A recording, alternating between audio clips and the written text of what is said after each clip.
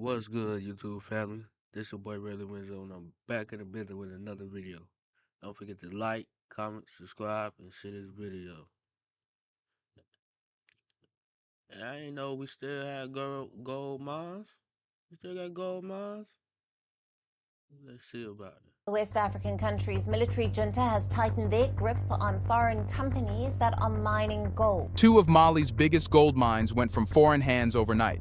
No press conference, no payouts. Just silence and a signature. What's behind this sudden takeover? Why now? And is Mali about to flip the entire gold game? Let's find out.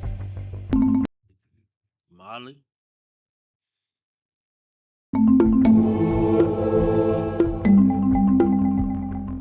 On June 30th, 2025, the government of Mali made a decisive, unannounced move that stunned international investors and shook the mining world. It officially took over two of the country's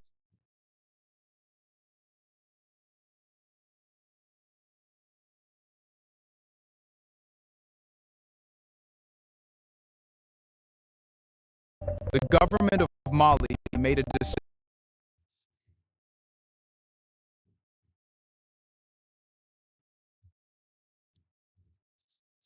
decisive, unannounced move that stunned international investors and shook the mining world.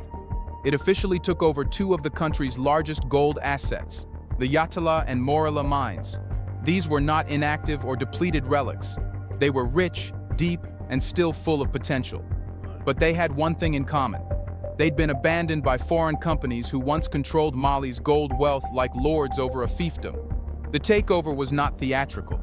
There were no public auctions. Imagine being able to build anything, just by thinking about it. Meet Base 44. No transition meetings, no ceremonial handovers. Instead, the announcement came through a short government bulletin, issued just before the weekend, timed perfectly to avoid immediate backlash from international media cycles. But the message was crystal clear. Mali now owns what it was, once only allowed to manage. The first site, the Yatela mine, sits in Mali's Western Cays region, known as the gateway to the nation's gold belt. It had once been jointly operated by AngloGold Ashanti of South Africa and Canada's IAMGold, under the Sadiola Exploration Company. But the companies pulled out in 2016, citing market pressures, even as internal reports suggested significant gold reserves were still buried beneath. Yatela became a ghost mine, silent but valuable. The second site, the Morila mine in the Sikasso region, has a more recent and controversial history. Originally co-owned by global mining titans Barrick Gold and AngloGold Ashanti, the site was sold to Firefinch, an Australian company that promised a revival. Instead, Firefinch abandoned the project in 2022, citing structural challenges and risk.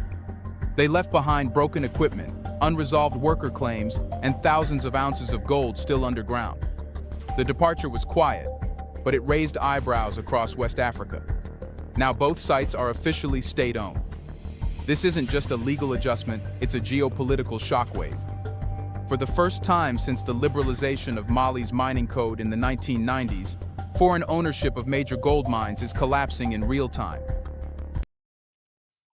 That's crazy.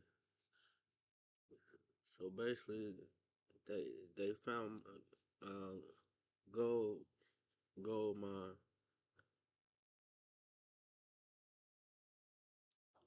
And they was it was causing a lot of problems, so they sold it off. Yeah, one group of people told them they was gonna take care of revive it, and they abandoned it. So the mines came and took it over. Like we don't hear too much about these gold mines, and you know what I'm saying. And unlike in the past, there's no plan to re-tender these sites to other international bidders. Mali is signaling a shift from open for business to this gold is ours. What makes this move even more dramatic is So they So they took it. Well, they really took it because it was abandoned.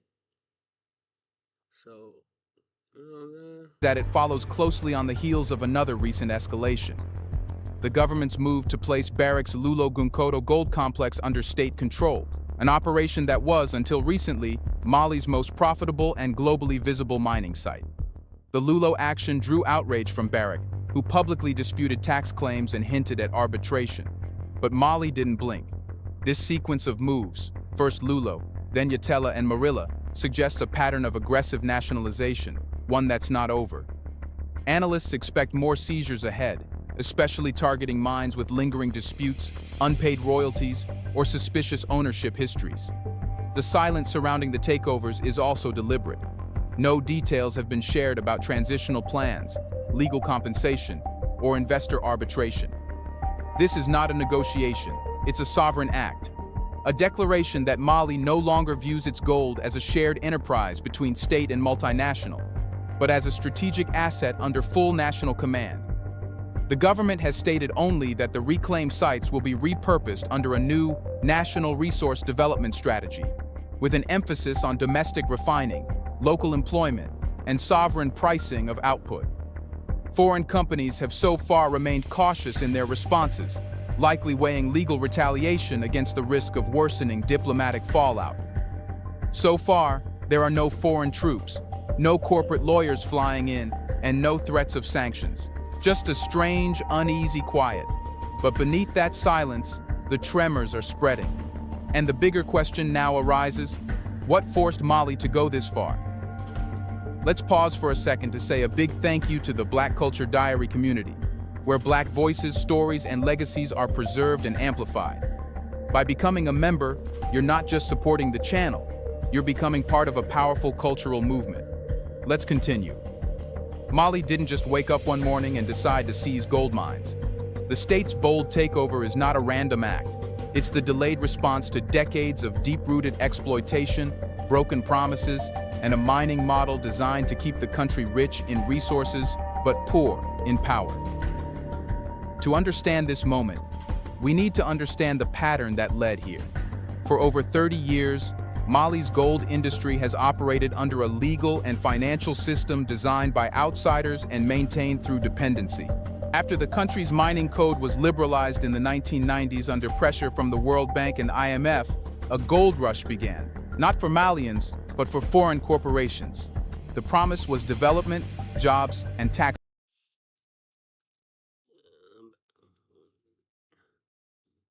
See, now, if it was one of us, or anybody, they always, I always try to take control of what somebody found. You know what I'm saying? Gold mines, diamond mines, you know what I'm saying? Oil mines, or you know Revenue. The reality was far more complex. By 2020, Mali had become Africa's second largest gold producer, yet it remained one of the poorest. But some people say that they be acting like they know what they talking about, but I really know what I'm talking about. You dig? Nations on the continent. The question haunted every serious economist in the region. How can a nation so rich in gold be so poor in everything else? Is private student loan debt wrecking your life? You really need to talk to Y-Refi. Y-Refi refinances distressed. Yeah, what did you say?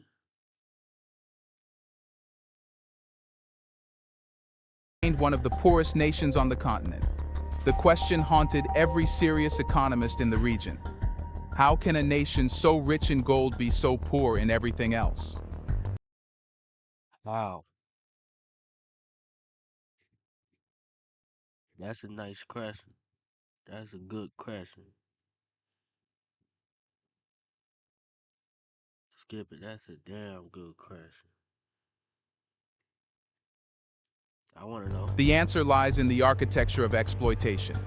Foreign companies, primarily from Canada, South Africa, and Australia, secured long-term contracts that gave them up to 80% control of gold output in many sites. In return, Mali received a small stream of royalties, sometimes as low as 3 to 6%.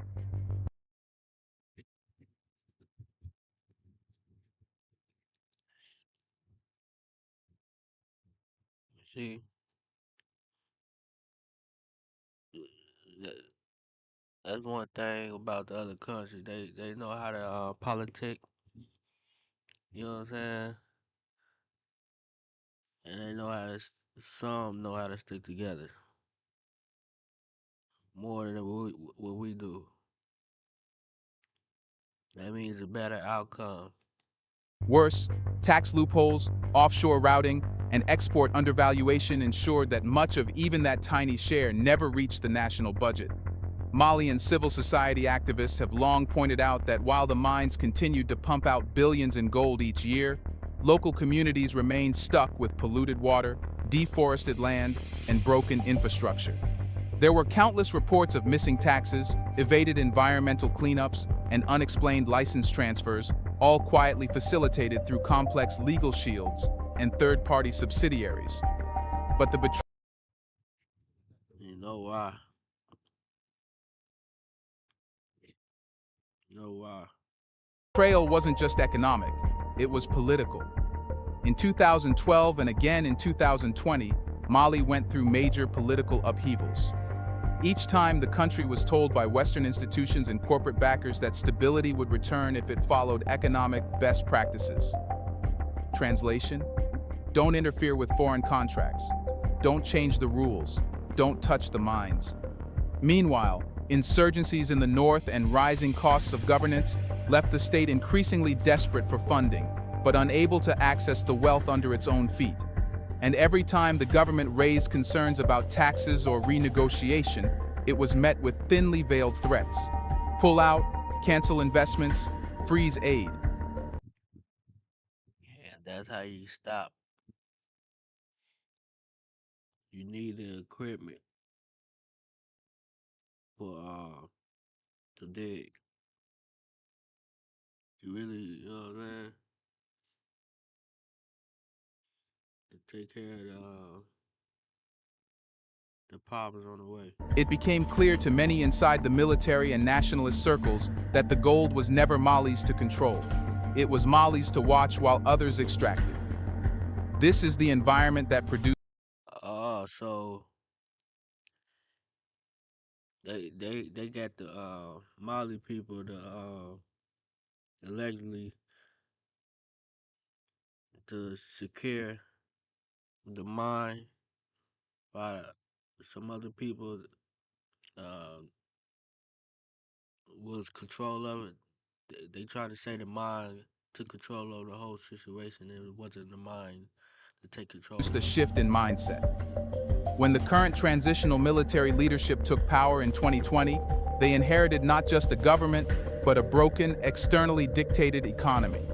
Their popular legitimacy hinged on one thing: reclaiming what Mali had lost. And so the focus turned to gold. But this wasn't a hasty pivot. Since 2021, Mali had already begun reviewing mining contracts, scrutinizing revenue losses, and quietly gathering data on which companies had failed to meet obligations. The Yatela and Morilla mines, both abandoned with reserves still in the ground, became perfect examples. These weren't dead assets, they were symbols of abandonment, proof that foreign firms would rather leave than share. By 2023, state advisors were openly discussing resource sovereignty, and murmurs of nationalization began to surface. International actors dismissed the talk as populist noise. They were wrong.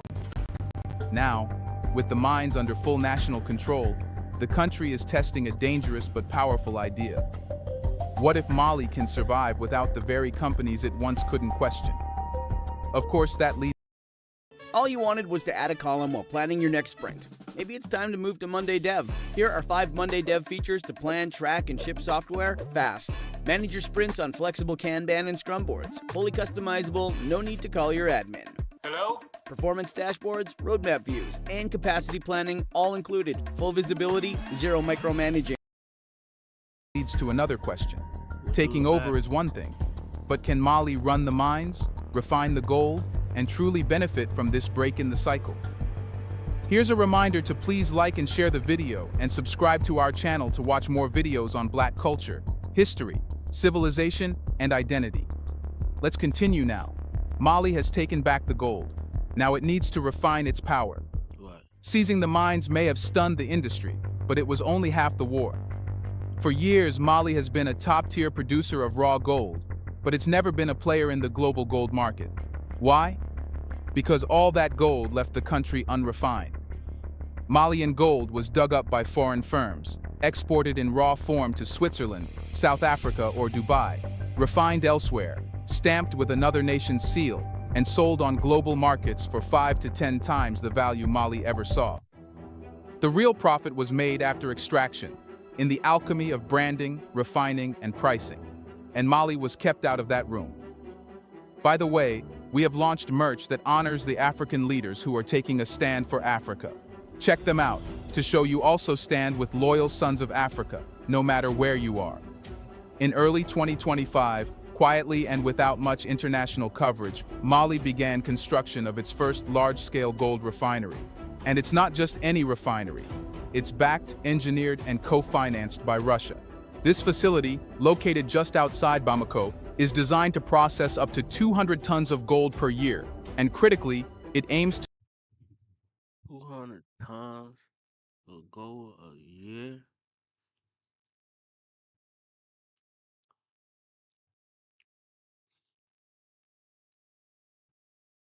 meet international certification standards, the benchmark required to sell gold directly into global exchanges without needing Western intermediaries.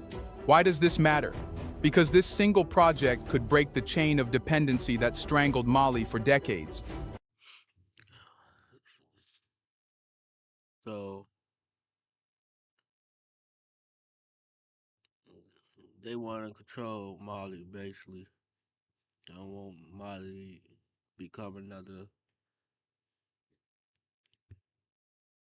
country by itself. Instead of watching its gold vanish into the vaults of foreign refineries, Mali could now refine, certify, price, and export its bullion directly to state buyers, banks, or even other African nations. It's not just economic independence, it's financial sovereignty. But this refinery isn't just a piece of infrastructure. It's a symbolic rejection of the West's monopoly on value. Russia's involvement here is no accident. As Moscow faces financial sanctions and pushes for gold-backed trade with its partners, Mali's gold becomes geopolitically important. The refinery serves both parties. Mali gets capacity, Russia gets a foothold in Africa's most strategic mineral supply chain. The Western reaction, quiet but tense. No Western country has formally condemned the refinery project, but international mining analysts have flagged it as a concerning shift in regional trade dynamics. Translation: we're losing control, and they're right to worry. Because this refinery isn't just for Mali. Officials have hinted it may eventually serve regional partners, particularly Burkina Faso and Niger, two fellow junta-led nations that have also begun pushing foreign mining firms out. Imagine a gold bloc, 3 nations feeding one refinery, pooling resources, and setting joint export terms. The Pan-African Gold Corridor suddenly looks very real. There's even talk in policy circles of creating a West African bullion reserve system, an alternative to dollar holdings, where member states store value in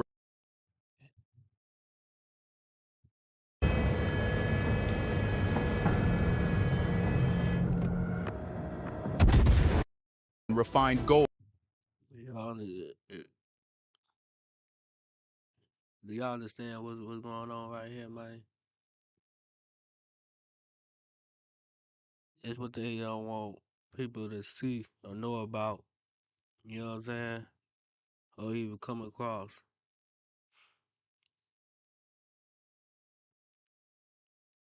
Instead of foreign debt. If that happens, this refinery could become the Fort Knox of a new African financial future. But all of this hinges on one thing: Mali's ability to manage and protect the refinery from sabotage, both economic and political. There are threats, equipment delays, possible cyber attacks, hidden clauses in trade agreements that may be used to block Mali's access to gold exchanges. Western investors might try to blacklist Malian gold under vague, ethical sourcing labels, one of the newer weapons in global finance wars.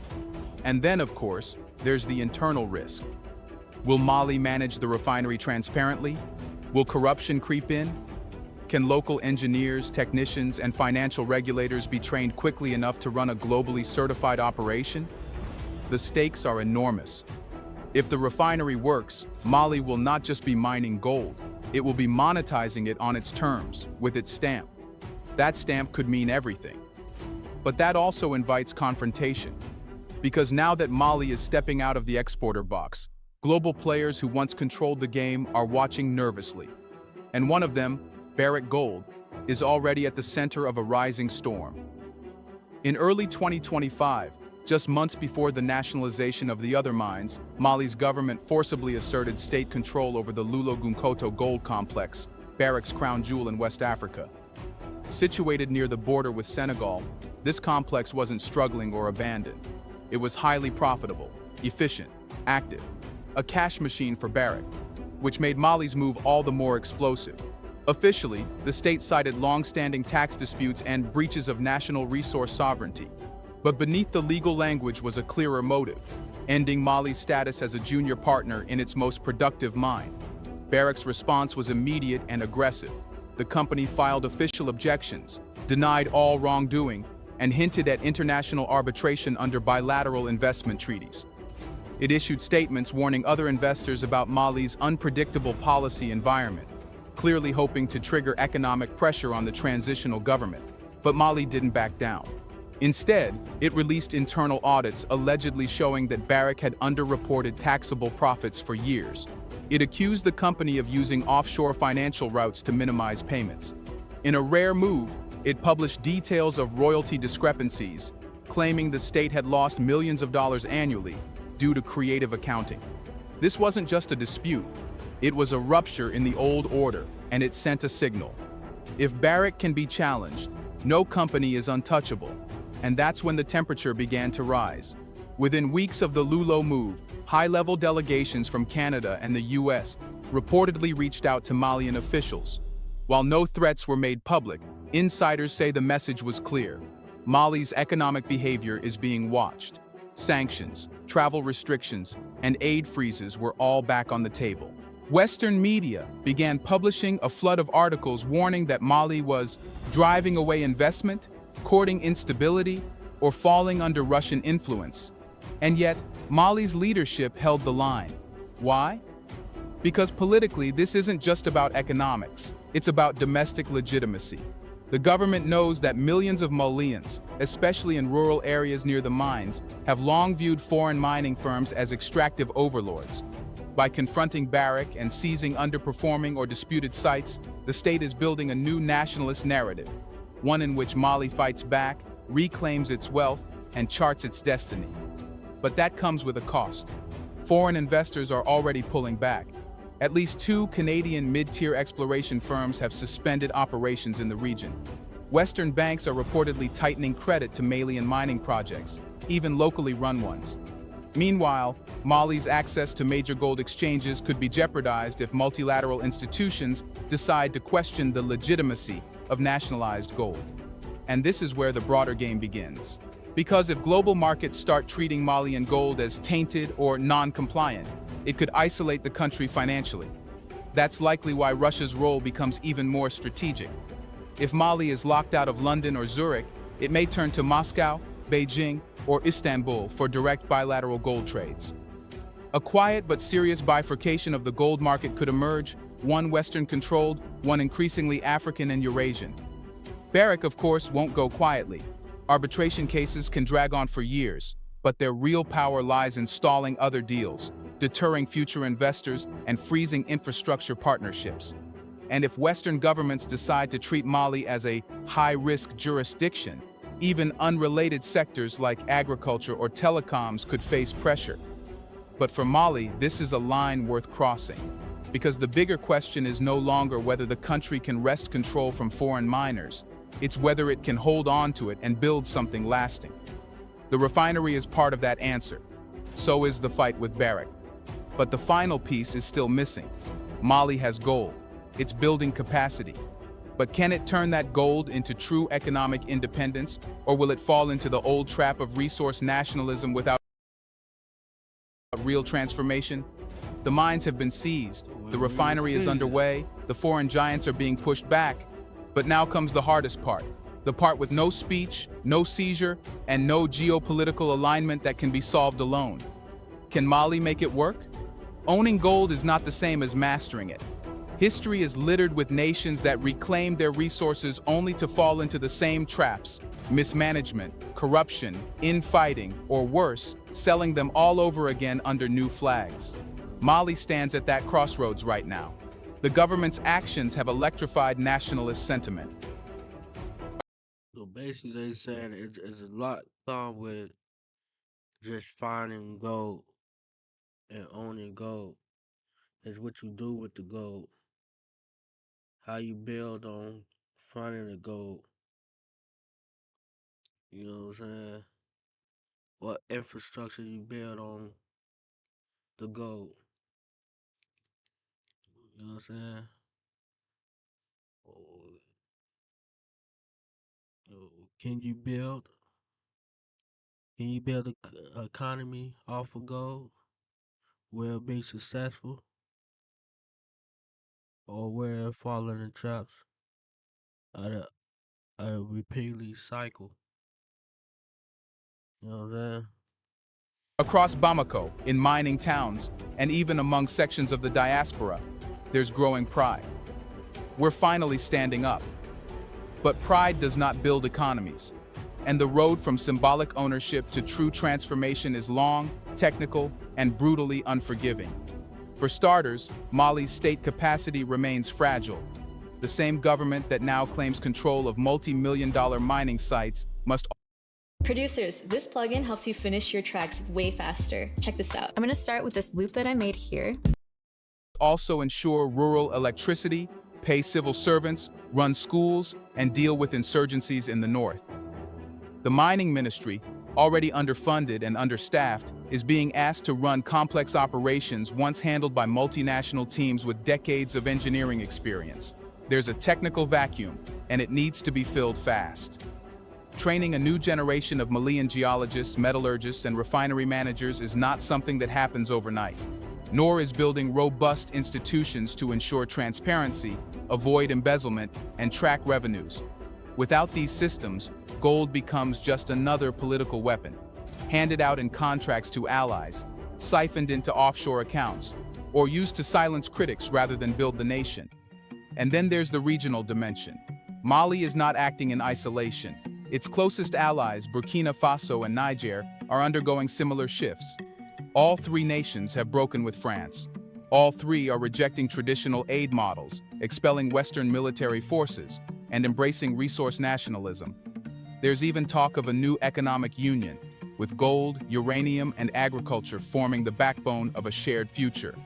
If they coordinate, they could create a powerful new bloc, a gold corridor, an economic shield, and a political alternative to ECOWAS and IMF control.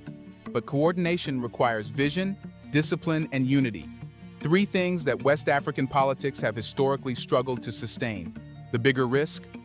That foreign actors fearing a permanent shift might actively undermine this experiment.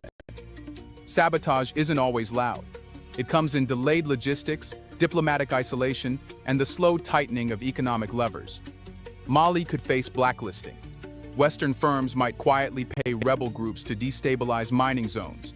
Sanctions could be framed as anti-corruption, but serve another purpose entirely. And yet, Yeah, it's crazy. I how they become blacklisted because they found a gold mine and they take control of a gold mine. But I know it's not only that; it's because they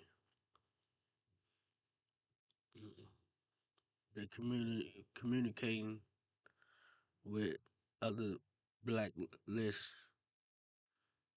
allegedly, well, blacklist. It's a lot. It's a lot.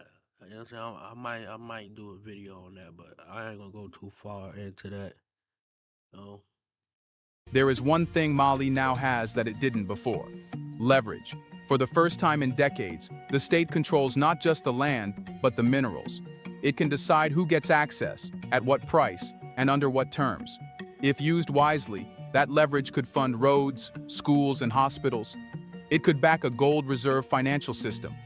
It could provide real independence, not just symbolic resistance, but only if Mali resists the temptation to become what it just overthrew: a closed elite managing national wealth in secret. Only if it builds systems, not just slogans. That's the final test. Not whether Mali can take gold back, but whether it can take gold forward.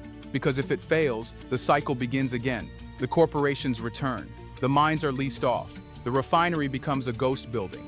And Mali goes back to watching its future leave the country one shipment at a time. But if it succeeds, then this isn't just a story about gold. It's the blueprint of how Africa breaks the resource curse and rewrites the rules of global power.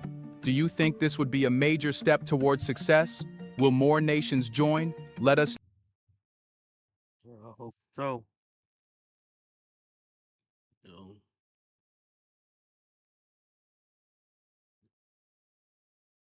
you never know what could come to it, but it sounds like it's going a good way. As long as it's beneficial to the people. know in the comments section. Is Africa on the road to change? Do you want to watch more videos like this one? If so, subscribe to our channel and press the bell icon next to it.